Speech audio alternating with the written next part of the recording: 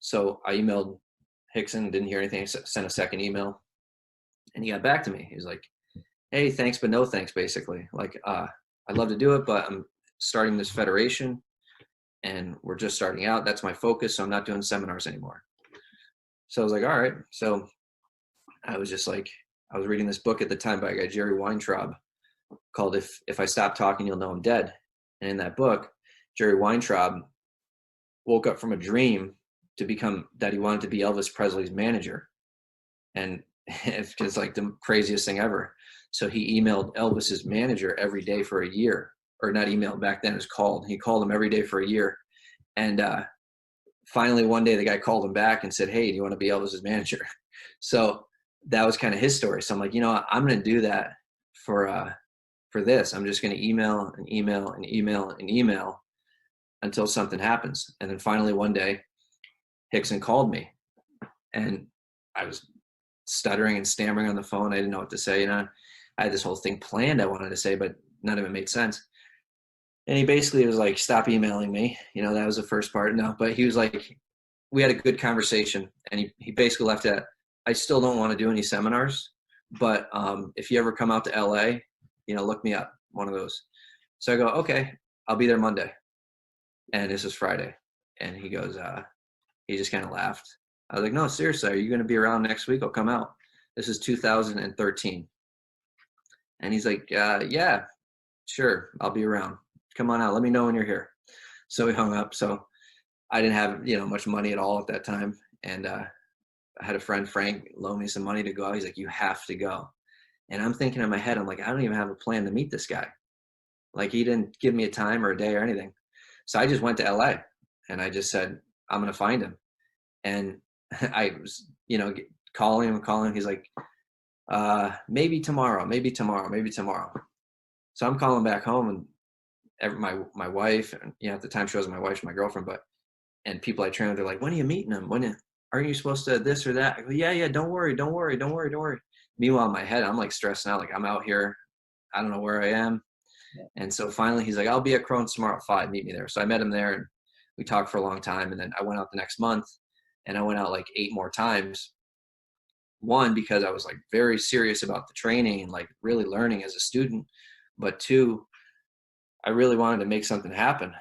And finally, 2 years later, after all of that, like 2 years of this struggle, we were having the 10th anniversary of our gym. And I said, hey, we're having a 10th anniversary. I'd like to put on a massive, massive seminar. What do you think? He goes, okay, that's cool. I'll do it. I was like, okay. So I was like, how many people? And he goes, how many mats can you get? And I go, I can get as many mats as you want.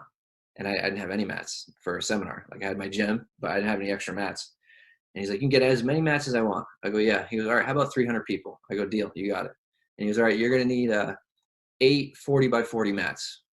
So I was like, 8 40 by 40 mats, you got it. Hung up the phone. So now I'm going, man, how am I going to get 8 40 by 40 mats? Flashback to my friend Frank, who runs the biggest wrestling club in the country. He's got 9 tournament mats that he uses for tournaments. So I called Frank and I'm like, hey, Frank, in a month, I need your mats, like ASAP. I need them in Saratoga. I'm renting out this city center. I need all your mats. He's like, you don't need all my mats. I go, I need all. Rickson said, I need this many mats for this many people. So he goes, okay. So he gave me all of his mats. So then I marketed the heck out of the seminar, and it sold out in like a day. There was like 320 people, like first day, everything was gone.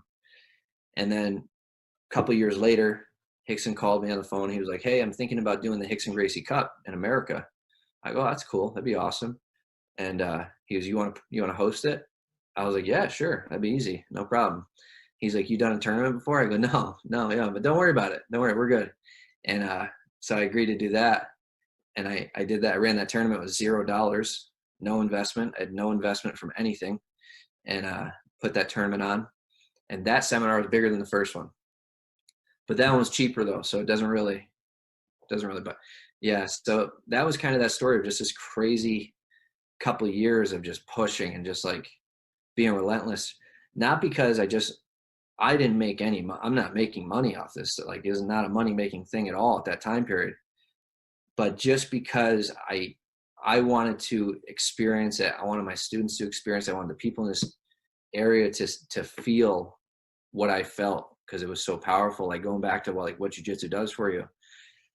And I tell you what, like that first seminar that we did, I can't even tell you how many people that I know that are friends now that met at that seminar or around that seminar leading up to it. Like guys like Jack or like Chris Howder, and these crazy connections that were made through it, which I knew was going to happen, but it was just a matter of like pushing and just being aggressive to make it happen.